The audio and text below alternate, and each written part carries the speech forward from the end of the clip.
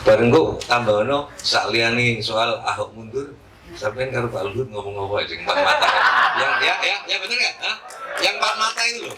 Ya, ayo, yang empat mata saja nih apa? Itu nanti yang terakhir. Jadi karo Pak Luhut itu apa? Empat mata loh, yang empat mata. Semua tak besarin hatinya. Yang terjadi pada LBP ya ngono. Saya kasih tahu. Jangan dipikir kalau orang datang ke saya pasti urusannya politik. Mereka tahu ada yang mereka berani katakan kepada saya dan ada yang tidak berani mereka katakan. Ada orang yang nggak mungkin, misalnya saya nawari uang ke saya, itu mustahil ada orang menawari uang ke saya. Nggak mungkin wani ngomong duit ke aku. Nggak mungkin. Ada tadi teman-teman Washington mengatakan maknya itu sudah bola salju, tinggal menunggu siapa yang akan meminangnya. Teman-teman grup di Washington sana. Saya mengatakan, insya Allah tidak akan ada yang berani meminang rakyat untuk kepentingan politik apapun. So, Anda tahu, sekarang yang terjadi jual beli agama untuk kepentingan politik itu tidak pasti karena yang punya duit yang membiayai proyek kekuasaan itu yang membeli. Kadang-kadang yang punya massa, yang punya umat ini menawarkan umatnya untuk dibeli. Itu yang terjadi juga, Mas. Ya, jadi teman-teman saya katakan, insya Allah tidak akan mungkin ada yang berani meminang maknya untuk jadikan alat kepentingan politik mereka. Dan saya bilang, sedikit saja andaikan saya membuka pintu pinangan itu, jamaahku ngamuk. Nggak usah kok politik pilkada. Jenengku loh, gambarku dipasang, ada salah satu web, terus masang pendiri ini dan Mainun Haji. Aku jangan duduk pendiri, aku nggak dijalui restu. Oh iya mau gue api gitu, dok. Ternyata gambarku dipasang jamaah ribut. Lu kok calon di situ gini, padahal ya nggak dosa apa itu. Itu aja ribut. Terpaksa saya telepon, tolong dicopot gambar saya dalam 2 jam hilang gambar saya. Oh jaman itu aku dukung Ahok, aku dukung sopo. Oh gambarku dipasang kok ngamuk are-are. Gitu. Dan saya senang diamuk oleh Anda sekalian. Saya senang Anda penjarakan di dalam gua sunyi saya. Ada masalah saya. Kalau Anda masuk gua kafi, jangan dipikir gua kafi itu ditidurkan Allah kemudian mereka sunyi dan gelap. Allah mengatakan semua melihat gua itu gelap, padahal di dalamnya terdapat cahaya yang terang benderang. Jadi Anda boleh mengucilkan saya tidak boleh jadi apa-apa di Indonesia. Jadi menteri dirasani, jadi pengusaha, dianggap kolusi, kok tadi apa gak oleh. Itu melok NU Muhammadiyah muring-muring, melok Muhammadiyah NU muring-muring. Saya tiap hari ngurusin Nadiyin di mana-mana, tapi coba saya bersaing ingin jadi ketua PBNU. Coba apa akibatnya? Pasti akan ribut, tidak karu-karuan, dan saya pasti akan dibenci oleh sejumlah pihak kan begitu. Saya tidak boleh jadi apa-apa. Tapi saya tidak pernah masalah, wong saya tidak ingin jadi apa-apa juga. Saya menciptakan kursi saya sendiri, dan sejak saya umur 4 tahun saya sudah tahu bahwa saya akan bikin kursi saya sendiri. Dan orang-orang tua selalu mengatakan, ini arek ini gak kursi ini dewi, terus gak perlu kursi dewi, lu gak dewi. Nah, jadi beliau ini datang ke tempat saya itu sebenarnya 60% itu urusan pribadi. Beliau ini orang yang tidak punya bapak, hatinya kesepian. Dia dulu itu anak angkatnya Gus Dur. Gus Dur sangat sayang sama dia. Begitu dia kehilangan Gus Dur, dia tidak punya tempat untuk mengacu hatinya, pikirannya. Dia sudah sangat percaya kepada Islam, tapi tidak mungkin ibu saya itu orang Katolik. Kalau saya masuk Islam, dia bisa mati mendadak.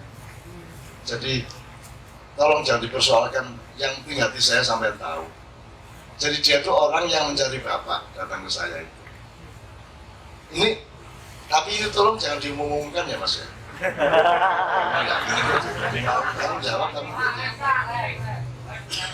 loh. Anda ngerti nggak, presiden-presiden Indonesia itu hampir semuanya punya masalah dengan bapak. Siapa bapaknya SBY? Siapa bapaknya Jokowi? Mereka orang yang kesepian.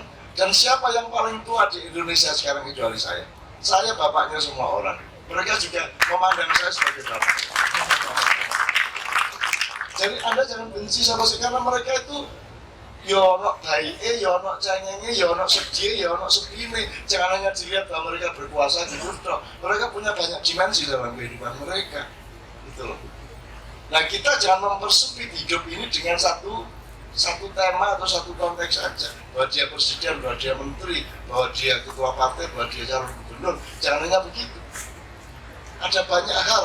Oleh karena kita bertawaf, saya ini bertawaf. Bukan saya bawa panah dan tombak dan pedang di salah satu kutub berdiri di situ. Enggak, saya bertawaf mengelilingi bumi terus menerus. Makanya saya terus menerus ketemu Anda, dan Anda juga paham kok. Anda paham tanpa Anda mungkin tidak bisa merumuskan, tapi Anda paham kok. Gitu. Mereka paham. Ketika Zakir naik sini, itu jamaah-jamaahnya sangat berbeda responnya dibanding umat Islam pada umumnya. Kalau ditanya kok begitu, mereka tidak bisa merumuskan, tapi mereka sudah tahu. Sebagaimana bayi itu sudah mengerti kehidupan. Cuman dia belum punya bahasa, dia belum punya deskripsi, dia belum punya idiom, dia belum punya terminologi. Tapi sudah tahu. Jadi ternyata pengetahuan itu beda sama kamu. Nah, nek wong Jawa wis seru, nek menungso kuwi sejak durung lahir wis duwe kawruh kan gitu. Terus duwe kawruh. Nah, kawruh itu beda dengan pengetahuan. Dalam bahasa Indonesia pengetahuan itu science atau apa? Atau knowledge dalam bahasa Inggris. Kawruh beda. Kawruh itu beda. Kawruh itu sebenarnya sudah Anda miliki dan itu merupakan teman Anda, sahabat Anda sejak Anda sebelum lahir, sejak Anda menandatangani perjanjian dengan Allah untuk mau hidup di dunia sampai batas waktu tertentu, kontrak. Anda sudah punya kawruh itu. Nah, ketika kita bayi, kita mulai melacak apa saja kawruh kita itu. Jadi kalau soal, sudah saya katakan tadi, saja belum datang lagi, kalau soal politiknya ada semacam kesepakatan atau komitmen bahwa mereka itu pusing sama Ahok. Dan Ahok sendiri sudah tidak tahan hatinya, menurut dia. Jadi baik orang yang datang ke saya ini maupun orang nomor 1 di Indonesia itu ingin memastikan bahwa Ahok harus berhenti. Udah. Ini ngerepotin gitu, membebani. Susah orang Kristen jadi susah ada dia. Pemerintah juga jadi susah ada dia. Jadi komitmennya adalah andaikan pun dia menang, dia akan didesak untuk mengundurkan diri. Dan gitu tadi, retire, resign, satu. Tapi jangan lupa, bukan hanya mereka yang berkuasa. Jadi di istana itu ada 5 kelompok, Mas. Dan semua mendesak si presiden ini. Jaluk ngene, kudu ngene. Dia sangat terjepit di antara 5 itu, maka dia ingin ketemu bapaknya itu tadi. Ketiga. Sementara ini masih saya tolak. Sementara ini, ya. Saya pikir harus selesai pilkada dulu. Kecuali dia membuktikan kepada saya bahwa dia konsisten dengan perjanjian kesepakatan yang tadi. Itu, Mas. Jadi saudara-saudara sekalian, Indonesia bukan hanya Indonesia tidak berdiri sendiri. Anda jangan terlalu cemas terhadap situasi-situasi politik. Wong Tejo aja mengatakan, kudune itu semua jenis kemesraan yang tidak dikenal oleh aktornya. Makanya salah-salah actingnya. Salah-salah actingnya. Mereka juga tidak kenal kebencian, padahal mereka penuh kebencian. Tapi tidak ngerti kebencian. Apalagi cinta, benci aja tidak paham, apalagi cinta. Maka di sini kita belajar cinta dan benci. Cinta itu tidak, benci itu tidak ada. Benci itu seperti Tuhan menciptakan manusia. Jadi sebenarnya tidak ada manusia kecuali Allah sendiri yang menjelma atau bertajalli. Benci juga begitu. Benci itu dismanajemen cinta. Cinta yang dimanage secara salah, diletakkan di tempat yang salah, dia memproduksi kebencian. Jadi kebencian adalah malpraktek dari cinta. Jelas ya, Mas? Bukan ada makhluk kebencian. Soalnya ini pertanyaan besar, jadi satu ini kan dari Solo. Itu ada Farid dari penerbit Imania, terus ada Berontang, terus ada Mayan Solo yang akan ulang tahun nanti. Aku ngumpul di Kondu. Terus aku bilang, yang soal ini, aku kenal Cak Nun suwi meskipun jarang ketemu. Aku gak yakin Luhut nang ketemu Cak Nun gue duwe. pasti gitu. Aku mau ngomong dulu, takut negara-negara. Bener itu. Lebih salah kan manusia berubah, so ngerti. Lu so ngerti lo. Gini, itu adegannya itu bagaimana sih orang ngasih duit itu? Iya bicaranya gitu, aku orang mudeng caranya. Anda pikir saya nggak mau duit, mau dong? Ya mau dong. Tetapi kemauan dan kebutuhan saya terhadap uang itu hanya ujung jari kecil saya dibanding harga diri saya.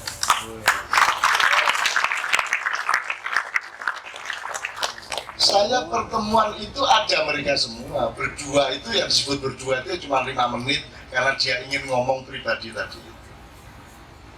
Semua ada, teman-teman di Katibur ada semua, kita rame-rame.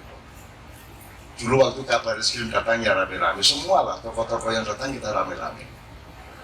Ketika Jokowi mau datang, memang rencana udah langsung Jokowi masuk sini aja. Yang di luar biarkan ribut di sana, Jokowi langsung ke sini ngomong langsung ke saya. Nah, kembali ke soal duit, aku kira mudeng caranya piye, kayak duit piye. Orang mudeng aku. Dan kalau ada orang berani begitu ke saya, itu sudah kiamat, sudah khatam dia kepada saya. Sudah tidak akan saya terima apapun yang terkait dengan dia. Dan itu menyesal saya. Kurang ajar. Menyesal itu maksudnya, aku juga ditawari duit. Aku pernah nyobek cek itu 3 miliar di Surabaya waktu Gus Dur jadi presiden, karena orang itu akan beli pulau untuk judi dan nanti akan jadi berjudi internasional, saya akan dapat 450 juta per bulan ya. Terus aku pokoknya bagaimana cara saya minta ke Gus Dur, ada surat izin dari Gus Dur, KTP dari Gus Dur. Dan saya bilang sama dia, Allah sampai guru halun aku butuh duit, aku ini nggak sekolah gak dadi loh sampean gue duit saya ini kayaknya senengnya hatiku, cuman aku ini gak wani cak mas pak, aku ini gak wani, jadi kapan-kapan ketemu aku itu traktir rawon naik kalau tak suka ini mas, kapan-kapan traktir makan aja, ini aku gak wani, jadi butuh namun tapi gak wani. Dan kalau saya ingat itu menyesal sekarang. Nah, kok tak suwe gitu. Manggil lah saya gitu. Kok tak suwe gitu. Karena saya manusia. Kalau saya malaikat, saya tidak menyesal. Saya manusia, saya menyesal. Tapi kalau kemudian datang lagi di kamera, pasti saya tolak lagi. Enak aja. Saya menyesal, tapi itu cuma 5-10% dari hidup saya. Yang menang adalah yang mainstream, yang 90% dari hidup saya.